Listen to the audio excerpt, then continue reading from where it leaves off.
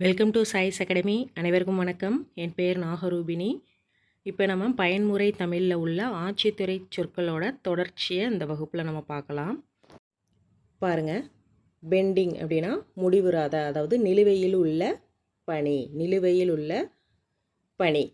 Pension ஓய்வூதியம். Personal அப்படின்னா ஆளுநர் அப்படின்னா என்னென்னா ஒரு நிறுவனத்தில் பணிபுரியும் பணியாளர்களை குறிக்கும். பணியாளர்களை குறிக்கும். பெட்டிஷன் மனு. போல் வாக்கெடுப்பு. பாலிசி செயல்முறை. பெர்மனண்ட் போஸ்ட் அப்படின்னா நிலையான பணியிடம், அதாவது பணி பாதுகாப்புடன் கூடிய நிரந்தர வேலை, நிலையான பணியிடம். போஸ்ட் அஞ்சல் பணியிடம் பின்.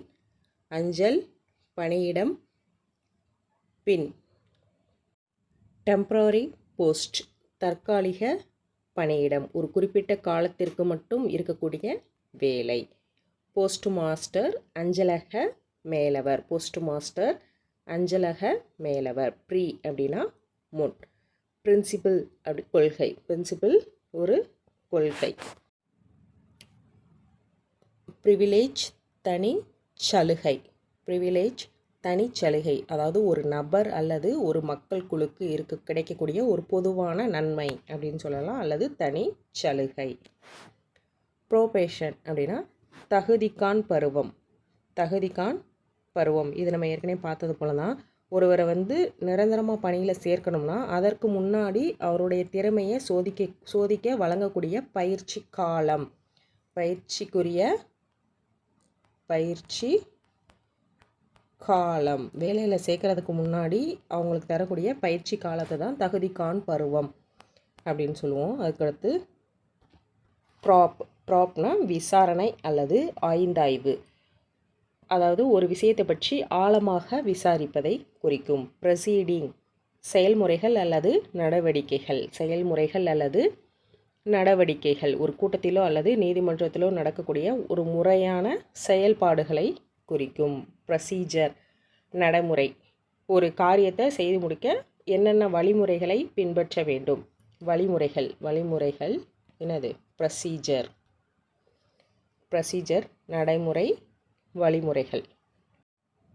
ப்ரொஃபார்மா அப்படின்னா அமைப்படிவம், அதாவது ஒரு செயல்முறைக்காக முன்கூட்டியே தயாரிக்கக்கூடிய மாதிரி படிவத்தை தான் அமைப்படிவம் அப்படின்னு சொல்லுவோம். அதற்கடுத்து ப்ராமிசரி நோட் அப்படின்னா கடனுறுதி சீட்டு. ஒரு குறிப்பிட்ட தொகையை திருப்பி செலுத்திடுவேன் அப்படின்னு எழுதி கொடுக்கக்கூடிய ஒரு பத்திரம் தான் ப்ராமிசரி நோட்டு, ஒரு ஆவணம் அப்படின்னு சொல்லலாம். ப்ராமிசரி நோட், ப்ராமிஸ் பண்ணுற மாதிரி. ஓகே. ப்ராவிடென்ட் ஃபண்ட் அப்படின்னா வைப்பு நிதி, அதாவது ஒரு ஊழியர் தங்கள் எதிர்காலத்திற்காக சேமித்து வைக்கக்கூடிய தொகை, அதான் வைப்பு நிதி. பிஎஃப் அப்படின்னு சொல்லுவோம் இல்லையா, பிஎஃப் பணம். ஓகே. அதுக்கடுத்து ப்ரொமோஷன் உயர்வு. ப்ரொவிசினல் அப்படின்னா தற்போதைக்கான, அதாவது தற்காலிகமாக வழங்கப்படுவது. உதாரணமாக நம்ம காலேஜில் கொடுக்கக்கூடிய ப்ரொஃபஷனல் சர்டிஃபிகேட், தற்காலிக சான்றிதழை சொல்லலாம். எடுத்துக்காட்டாக தற்காலிக சான்றிதழ். பப்ளிக் பொது.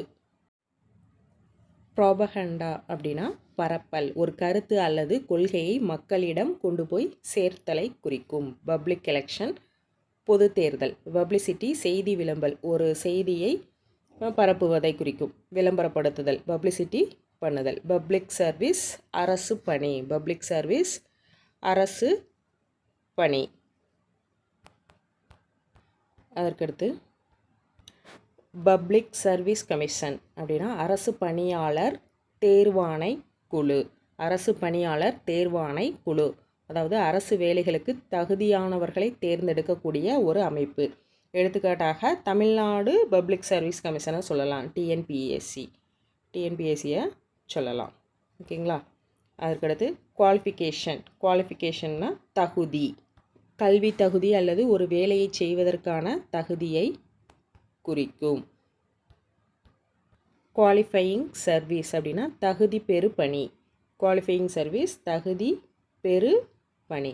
குவாசி அப்படின்னா போல்வு அல்லது போலி, அதாவது முழுமையாக அல்லாமல் போலியாக இருக்கக்கூடியது, போலியானது, அதை போலவே இருக்கக்கூடியது, அதை போலவே இருக்கக்கூடியதை குறிக்கும்.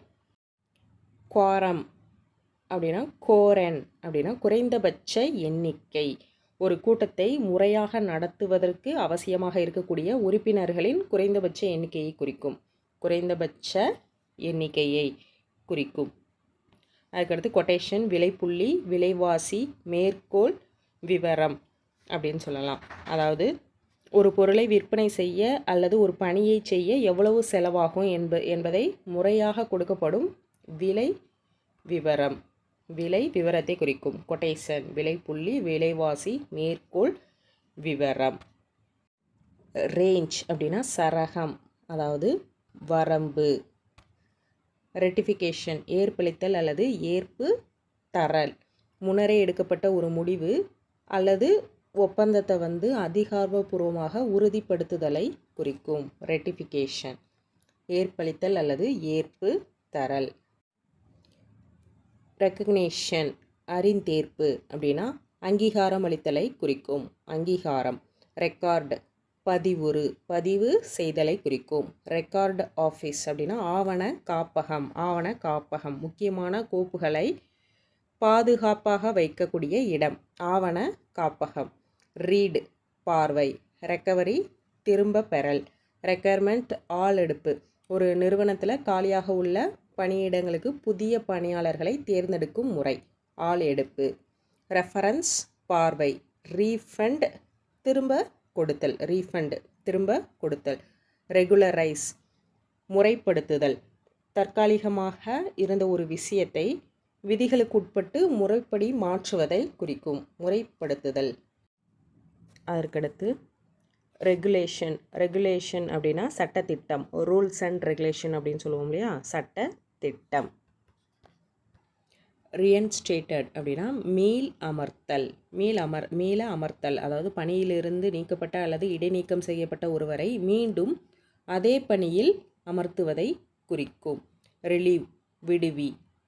ரெசிடரி பவர் அப்படின்னா விடுபட்ட அதிகாரம். ரிட்டர்ன்டு திரும்பி அனுப்பலாகிறது, ரிட்டர்ன் பண்ணுறது, திரும்பி அனுப்பலாகிறது. ரிட்டர்ன் ஆஃப் போஸ்ட் மறு அஞ்சல், ரிட்டர்ன் ஆஃப் போஸ்ட் மறு அஞ்சல். ரெவென்யூ வருவாய். ரிவர்சன் பணி இறக்கம், பணி இறக்கத்தை குறிக்கும். ரெவ்யூ மறு ஆய்வு, மதிப்பாய்வு, திறனாய்வு, ஒரு முடிவை மீண்டும் பரிசீலனை செய்வதை குறிக்கும். ரிவைஸ்டு ப்ரொபோசல் அப்படின்னா திருத்திய திட்டம், ஏற்கனவே உள்ள ஒரு திட்டத்தில் மாற்றங்கள் செய்யப்பட்டு சமர்ப்பிக்கக்கூடிய புதிய திட்டம் அல்லது புதிய வடிவம் தான் திருத்திய திட்டம். ரெவிஷன் அப்படின்னா சீராய்வு, அதாவது திருத்தம், பிழைகளை திருத்தி செம்மைப்படுத்துதலை குறிக்கும். திருத்தம், ரெவிஷன் அப்படின்னா திருத்தம். ரொட்டீன் வாளாயம், அதாவது வழக்கமாக செய்யக்கூடிய வேலைகளை குறிக்கும், வாளாயம் வழக்கமான வேலைகள். ரன்னிங் கரண்ட் நடப்பு கட்டு. சாங்ஷன் ஒப்பளிப்பு, ஒரு பணத்திற்கோ அல்லது திட்டத்திற்கோ அதிகாரப்பூர்வமாக அனுமதி வழங்குதலை குறிக்கும். சாங்ஷன் ஒப்பளிப்பு. அதுக்கடுத்து ஸ்கேல் ஆஃப் பே அப்படின்னா ஊதிய வீதம், ஸ்கேல் ஆஃப் பே ஊதிய வீதம். ஷெட்யூல், ஷெட்யூல் அப்படின்னா அட்டவணை, ஷெட்யூல் அப்படின்னா அட்டவணையை குறிக்கும். இங்கு அட்டவணைப்படி கொடுக்கக்கூடிய ஊதிய விகிதத்தை எடுத்துக்காட்டாக சொல்லலாம். ஓகே. அதுக்கடுத்து செக்ஷன் பிரிவு, சம்பள ஏற்ற முறை. சீக்ரெட் பாலட் அப்படின்னா மறைமுக வாக்கெடுப்பு, ரகசியமாக நடத்தக்கூடிய தேர்தல் முறையை குறிக்கும். செக்ரட்டரியேட், செக்ரட்டரியேட் அப்படின்னா அமைச்சகம், அமைச்சகம் அரசு நிர்வாகத்தின் தலைமை அலுவலகம் அல்லது தலைமைச் செயலகத்தை குறிக்கும். செக்யூரிட்டி பிணையம் அல்லது ஈடு, அதாவது ஒரு கடனுக்கோ அல்லது பொறுப்பிற்கோ வழங்கப்படக்கூடிய உறுதிப்பொருள், அதை தான் பிணையம் அல்லது ஈடு அப்படின்னு சொல்லுவோம். ஓகே. அடுத்து செலெக்ஷன் தெரிவு, அதாவது தேர்ந்தெடுக்கும் முறை, தகுதியானவர்களை தேர்ந்தெடுத்தலை குறிக்கும். சீனியர், சீனியர் அப்படின்னா முதுநிலை அல்லது மூத்த, பணியில் அல்லது வயதில் மூத்தவரை குறிக்கும். சீனியாரிட்டி பணி மூப்பு, ஒருவர் பணியில் சேர்ந்த காலத்தின் அடிப்படையில் அவருக்கு கிடைக்கக்கூடிய முன்னுரிமை பணி மூப்பு. சர்வீஸ் புக் அப்படின்னா பணிப்பதிவேடு, ஒரு அரசு ஊழியர் பணி விவரங்கள் அனைத்தும் பதியப்படும் புத்தகம். ஓகேங்களா, அரசு ஊழியரோட பணி விவரங்கள் பதியப்படும் புத்தகம் பணி பதிவேடு. சர்வீஸ் ரிஜிஸ்டர் பணி பதிவேடு, அதுவும் அதே தான். சர்வீஸ் ரிஜிஸ்டர் அப்படின்னாலும் அதே தான், பணிப்பதிவேடு. சர்வீஸ் போஸ்டேஜ் ஸ்டாம்ப்ஸ், அதாவது அரசு பணி அஞ்சல். அரசு பணி அஞ்சல் அரசு அலுவலக பயன்பாட்டிற்காக மட்டுமே பயன்படுத்தக்கூடிய தபால் தலைகள். ஓகேங்களா, அதுக்கடுத்து செஷன்ஸ் கோர்ட் அப்படின்னா அமர்வு நீதிமன்றம், அதாவது குற்றவியல் வழக்குகளை விசாரிக்கக்கூடிய மாவட்ட அளவிலான உயர் நீதிமன்றத்தை குறிக்கும். சிக்னேச்சர் கையொப்பம், சிக்னேச்சர் கையொப்பம். ஸ்மால் காஸ் கோர்ட் அப்படின்னா சிறு வழக்கு நீதிமன்றம், சிறிய அளவிலான வழக்குகளை விசாரிக்கக்கூடிய நீதிமன்றம். சால்வன்சி அப்படின்னா செல் நிலை, ஒருவர் தனது கடன்களை திருப்பி செலுத்தும் நிதித்திறன் கொண்டிருப்பது செல் நிலை.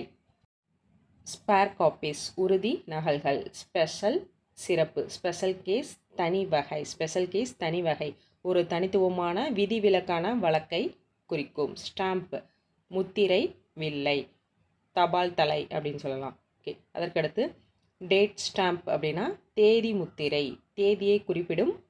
ரப்பர் ஸ்டாம்ப் அப்படின்னு சொல்லுவோமே அதான் தேதி முத்திரை. அதுக்கடுத்து ரெவென்யூ ஸ்டாம்ப், ரெவென்யூ ஸ்டாம்ப் வருவாய் வரி வில்லை, நிதி பரிமாற்றங்கள் மற்றும் ரசீதுகளில் பயன்படுத்தக்கூடிய வரி வில்லை, அதான் revenue stamp. Standing order, standing order அப்படின்னா நிலையாணை. ஸ்டாண்டிங் ஆர்டர்னா நிலையாணை, அலுவலகத்தில் ஒரு பணியிடத்தில் நிரந்தரமாக பின்பற்ற வேண்டிய நடைமுறைகளை குறிக்கும், நடைமுறை விதிகள். ஸ்டாச்சுட்டரி அப்படின்னா சட்டப்படி, சட்டத்தினால் இயற்றப்பட்ட அல்லது சட்டத்திற்கு உட்பட்ட. ஓகே, அதுக்கடுத்து சப் உதவி சார்பு துணை. சப் கிளாஸ் உட்கூறு, ஒரு சட்டப்பிரிவை குறிக்கும், சட்டப்பிரிவு அல்லது ஒப்பந்தத்தோட உள்ளே இருக்கும் ஒரு சின்ன செய்தி உட்கூறு.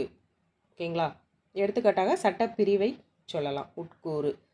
சப்மிட் பணிந்தளிப்பு, சப்மிட் பணிந்தளிப்பு, ஒரு விண்ணப்பத்தையோ அல்லது அறிக்கையோ சமர்ப்பித்தலை குறிக்கும். சப்செக்ஷன், சப்செக்ஷன் உட்பிரிவு, சப்செக்ஷன்னாலும் உட்பிரிவு தான். அதுக்கடுத்து சபர்ப் அப்படின்னா புறநகர், ஒரு பெரிய நகரத்தோட எல்லையை ஒட்டியுள்ள ஒரு குடியிருப்பு பகுதியை தான் புறநகர் அப்படின்னு சொல்லுவோம். ஓகே, சப்ஜெக்ட் பொருள்.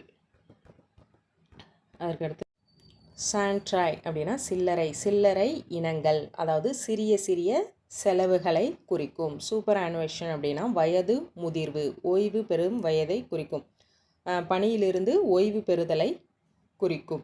சுப்ரீம் கோர்ட் உச்ச நீதிமன்றம், சுப்ரீம் கோர்ட் உச்ச நீதிமன்றம் ஒரு நாட்டினுடைய மிக உயரிய நீதிமன்றம். சஸ்பென்ஷன் விலக்கி வைத்தல், தற்காலிக பணி நீக்கத்தை சொல்லலாம். ஓகேங்களா. சூப்பர்யூமரரி அப்படின்னா மிகையான, அதாவது கூடுதல் பணியிடத்தை குறிக்கும், கூடுதல் பணியிடம், அது குறிப்பிட்ட காலத்திற்காக உருவாக்கப்படும் கூடுதல் பணியிடம். டாக்ஸ் வரி, டாக்ஸ் வரி.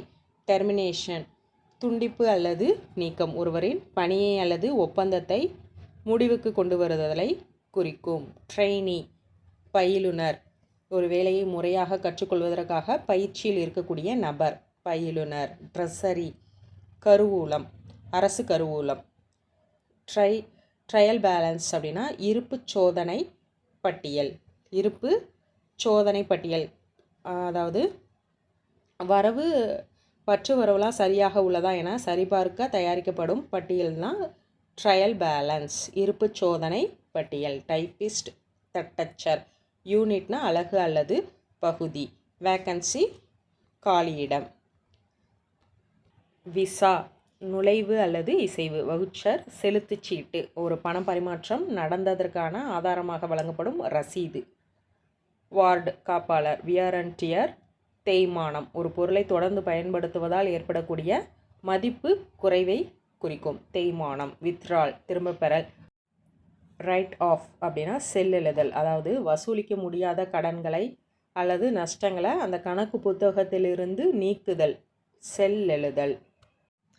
ஓகே ஸ்டூடெண்ட்ஸ், இப்போ இந்த பகுதியில் நம்ம பயன்முறை தமிழில் உள்ள ஆட்சித்துறை சொற்களோட நிறைவு பகுதியை பார்த்துட்டோம். அடுத்து துறைவாரி சொற்களை அடுத்த வகுப்பில் பார்ப்போம். தேங்க்யூ.